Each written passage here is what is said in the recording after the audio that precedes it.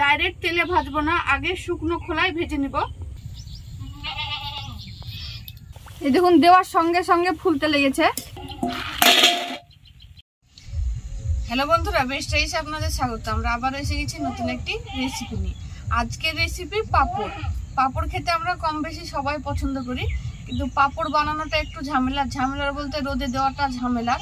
তো আজ আমি পাঁপড় বানাবো রোদে দেওয়ার ঝামেলা ছাড়াই। তো ভিডিওটি আপনারা প্রথম থেকে শেষ পর্যন্ত দেখবেন, আশা করছি আপনাদের খুব ভালো লাগবে। তো প্রথমেই আমি উনুন ধরিয়ে দিব।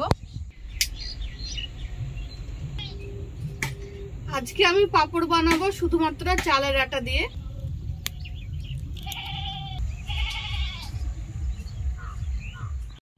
প্রথমেই আমি চালের আটাটা কুমির করে নেব, তার জন্য আমি 1.5 বাটি জল দিয়ে দেব কড়াইয়ে।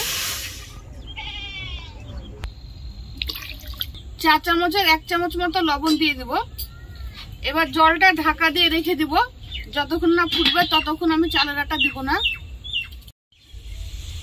জলটা ফুটে গেছে, এবার আমি চালের আটাটা দিয়ে দেব। একই মাপের বাটিতে আমি চালের আটাটা দিয়ে দেব, 1.5 বাটি আটা দিব।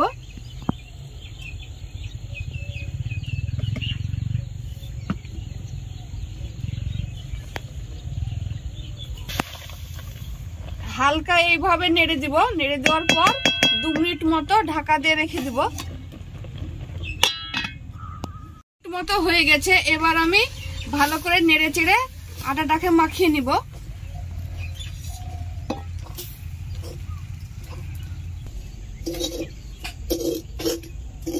ভালো করে আটাটাকে মেখে নিয়েছি, এবার তুলে নিব। হয়ে গেছে। নামানোর পর আবারও 5 মিনিট ঢাকা দিয়ে রেখে দিব। 5 মিনিট মতো হয়ে গেছে, এবার আমি ঢাকা তুলে ভালো করে আটাটাকে মেখে নিব।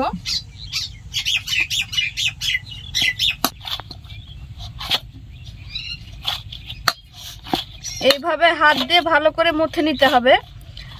আপনাদের যদি আটাটা একটু শক্ত হয়, হালকা গরম জল হাতে হালকা দিবেন, দিয়ে মেখে নেবেন শক্ত হলে। আমার আটাটা একদম ঠিকঠাক আছে, এই দেখুন একটা আঙুল বসে যাচ্ছে, এইরকম হবে আটাটা মাখা। আটাটাকে ভালো করে মেখে নেওয়ার পর এবার আমি রুটি বানিয়ে নিব, আর রুটিগুলো খুবই পাতলা হবে।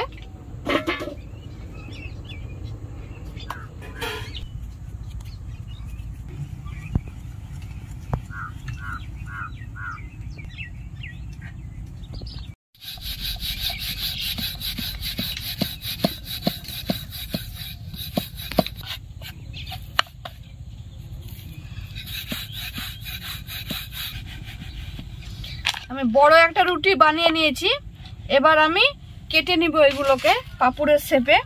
আপনারা আপনাদের পছন্দ মতন কেটে নেবেন, চৌকো গোল যার যা ইচ্ছা সে সেভাবে কাটবেন।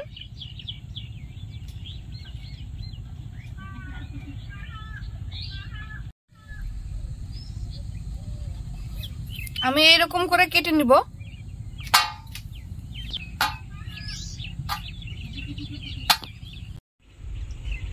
তো একইভাবে আমি সব পাঁপড়গুলো কেটে নিব, এইভাবে বেলে নেওয়ার পর।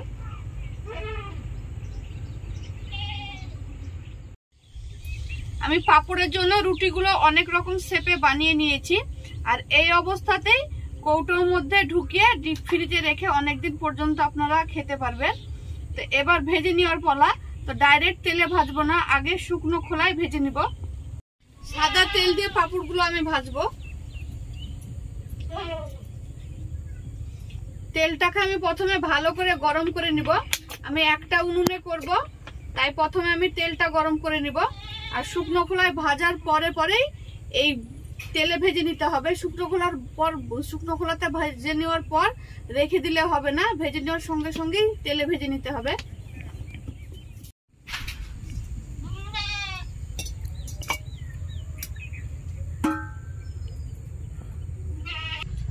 মিডিয়াম আঁচে এপিট ওপিট অল্প সময় ধরে ভেজে নিব।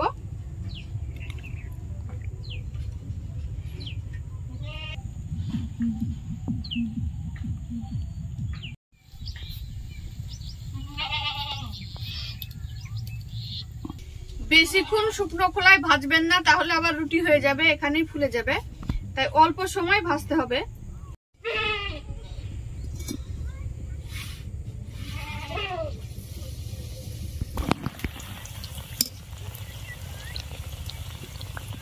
এই দেখুন দেওয়ার সঙ্গে সঙ্গে ফুলতে লেগেছে। এবার আমি গোল্ডেন কালার করে ভেজে নিব পাঁপড়গুলো।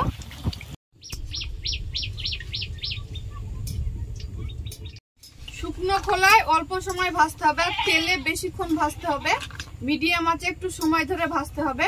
হয়ে গেছে, এবার আমি তুলে নিব। এই দেখুন খুব মুচমুচে হয়েছে, আওয়াজ শুনলেই বোঝা যাচ্ছে।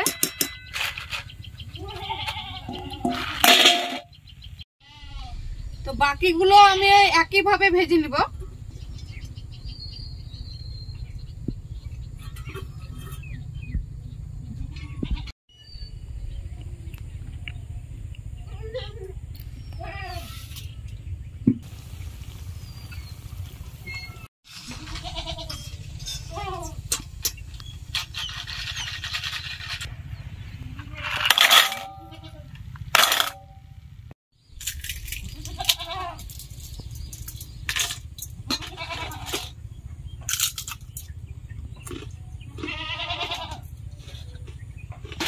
পাঁপড়গুলো খুবই মুচমুচে হয়েছে, খেতেও খুব সুন্দর হয়েছে। শুধুমাত্র চালের আটা আর তেল দিয়ে কত সুন্দর পাঁপড় বানিয়ে ফেললাম, আর খুব অল্প সময়ই হয়ে গেল, রোদে দেওয়া ঝামেলা ছাড়াই। আর এটা খুব মুচমুচে আর খেতেও খুব টেস্টি। তো এইভাবে আপনারা বাড়িতে চালের আটা দিয়ে পাঁপড় বানিয়ে খাবেন, খুবই সুন্দর লাগে খেতে। আর আমাদের চ্যানেলে নতুন হলে আমাদের চ্যানেলটিকে সাবস্ক্রাইব করে আমাদের সঙ্গে থাকবেন। ভালো থাকবেন, সুস্থ থাকবেন।